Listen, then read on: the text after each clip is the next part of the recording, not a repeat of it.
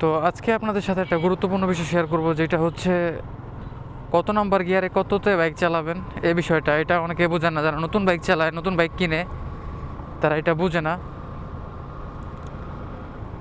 মনে করেন আপনার বাইকটা এখন চলতেছে তিনে তিনে রাখলে আপনারা চেষ্টা করবেন তিনের ঘরের ভিতর বাইকটা আর কি, এই যে আপনারা দেখতে পাচ্ছেন 25, 26, 27 এই যেরকম রাখার চেষ্টা করবেন যখন 3 নাম্বার গিয়ারে বাইকটা চালাবেন। যখন চাইরে চালাবেন তখন চেষ্টা করবেন 35 থেকে 38-এর মধ্যে। এর উপরে গেলে আপনার বাইকটা মাইলেজ ড্রপ করবে। এই যে 35, 37, 38 এর ভিতরে রাখার চেষ্টা করবেন।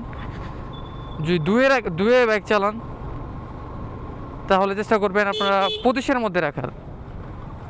একে চালালে 15-এর মধ্যে রাখার, 15 থেকে 17, 18 এর মধ্যে রাখার। এটা একটা গুরুত্বপূর্ণ মেসেজ। যারা নতুন বাইক চালায়, নতুন বাইক কিনে, তারা এটা বোঝে না।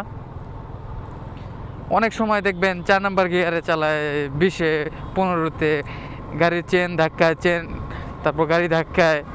এটা অনেকে শুরুতে বুঝতে পারে না, আর অনেকে বুঝলেও ওইরকমভাবে মেনটেন করে চালায় না। যদি আপনারা 5 নাম্বার গিয়ারে যদি 25-এ, 20-এ চালান, তাহলে দেখবেন গাড়ি একটা ধাক্কা অনুভব করবে। তো ওই সময় দেখবেন আপনারা যে আপনার চেন যে ঘন ঘন লুজ হয়ে যায়, ঢিলা হয়ে যায়, এটার একমাত্র কারণ হচ্ছে যে ওইটা। যদি গিয়ার ঠিক মতো মেনটেন করে না চালাতে পারেন, আটকা টান দেন, খাড়া টান দেন, তাহলে দেখবেন যে চেন লুজ হয়ে যায়। তারপর হচ্ছে আপনার এই গাড়ির মাইলেজ ড্রপ করে, এরকম অনেক সমস্যা ঘটে। চাইরে চাইরে বাইক চালালে 40 ছোঁয়া যাবে না, তিনে বাইক চালালে আপনার 40 ছোঁয়া যাবে না, এরকম। এই যে আমরা এখন যেভাবে বাইকটা চালাচ্ছি 4 নাম্বার গিয়ারে 35 থেকে 38-এর মধ্যে, যখন দেখবো না এর থেকে কম চালানো লাগতেছে, তখন আমরা একটা গিয়ার নিচে নামাবো। তখন তখন সামনে যে দেখাবো যে কীভাবে 2 নাম্বার গিয়ারে কততে চালাবেন, 1 নাম্বার গিয়ারে কততে চালাবেন। এটা একটা গুরুত্বপূর্ণ বিষয়, এটা অনেকে মেনটেন করে না। এই যে আমার বাইকটা এখন স্লো, সাথে সাথে আমার গিয়ারও স্লো। এই যে 2-এ এখন 18, 19, 20 এরকম চলবে। তো যখন দেখবো এই যে 20-এর উপরে উঠে গেছে, যে 22, 23, 24, 25, তো তখন আমরা গিয়ার আর একটা শিফট। তো তখন দেখবেন ইঞ্জিনটা পুরো স্মুথ থাকবে সবসময়। আর যদি দেখেন আপনার 1 গিয়ারে যদি 30 উঠালান, 2 গিয়ারে 50 উঠালান, 30, 40 উঠালান, তখন দেখবেন আপনার বাইক থেকে একটা আলাদা গর্জন।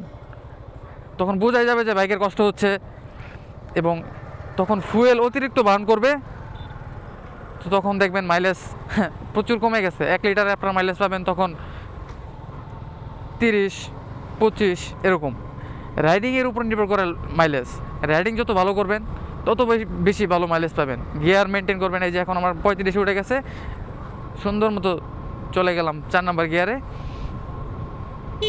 তো এগুলা খেয়াল রেখে গাড়ি চালানো উচিত। কারণ অনেকে আছে যে দেখবেন আপনারা, তো বললাম একটু আগে, অনেক পরিচিত ভাই ব্রাদারই আছে তারা, যাদের দেখি হঠাৎ বাইক যাদের দিবেন, যাদের বাইক নাই, তাদের এই বিষয়টা বলে দিবেন যে তোমরা যদি বাইক চালাও তাহলে যে 1 নাম্বার গিয়ারে তোমার 10, 2 নাম্বারে 20, 25, 3 নাম্বারে 35, 38 এরকম, 4 নাম্বারে 45, 48 এরকম। এটা যদি মেনটেন করে চালাতে পারে, যে আমরা এখন গিয়ার আর কি 5 নাম্বার গিয়ারে আছে, আমরা 40-এর উপরে উঠাবো, এটা টার্গেট।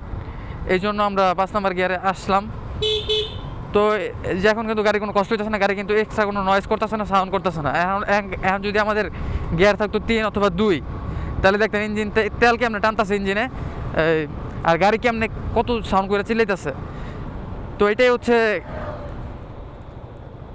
একটা বোঝানোর জন্য আপনাদেরকে আসলাম, এই ভিডিওটা অন করলাম।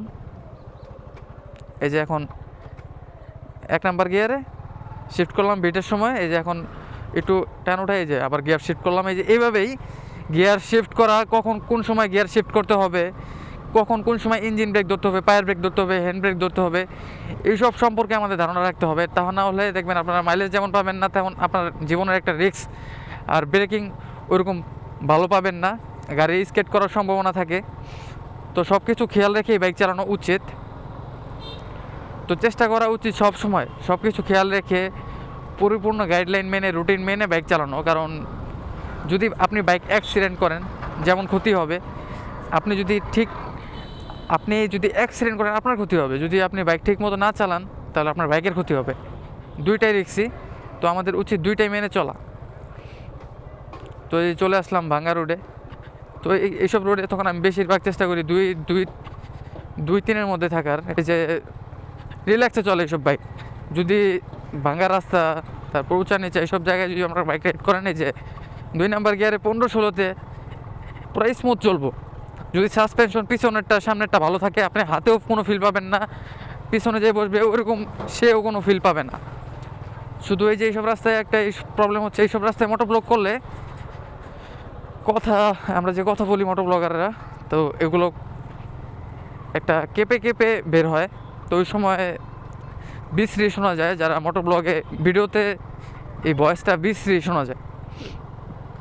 তো এখন সময় 1:32, তো প্রায় চলে আসছি ক্লাবের কাছাকাছি।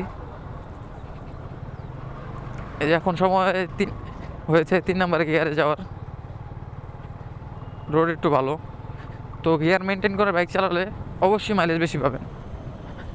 এটা একে তো রাইডারের উপর নির্ভর করে, আবার দ্বিতীয়ত আমরা হচ্ছে সব রুটিন মেনে চলতে হবে। কয় নাম্বার গিয়ারে কততে চালাতে পারবেন, এই রিলেটেড অনেক ভিডিও আছে। তো অ্যাজ এ মোটর ব্লগার আমিও ভিডিওটা করলাম, আশা করি আপনাদের ভালো লাগবে।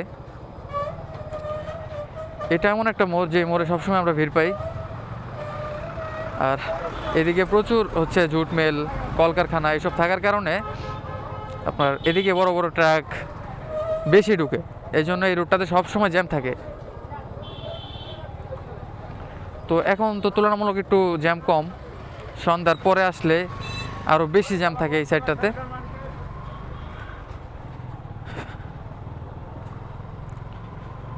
তো আজকের ভিডিওটা হচ্ছে এই রিলেটেডই, আপনাদের সাথে আলোচনা করলাম কিভাবে কত নাম্বার গিয়ারে বাইক চালানো দরকার, নতুনরা কিভাবে চালাবেন, কত নাম্বার গিয়ারে কীভাবে বাইক কততে চালাবেন এইটাই।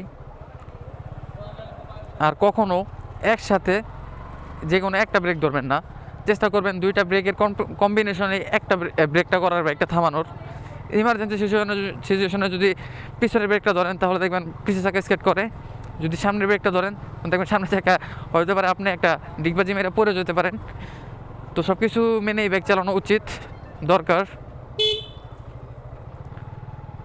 তো আশা করি যারা নতুন বাইক চালান তাদের এটা উপকৃত হবেন।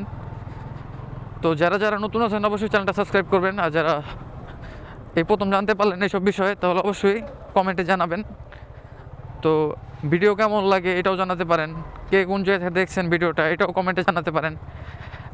আমি আছি, আমরা হচ্ছে আমাদের এটা ভাদাইলের মধ্যে পড়ে।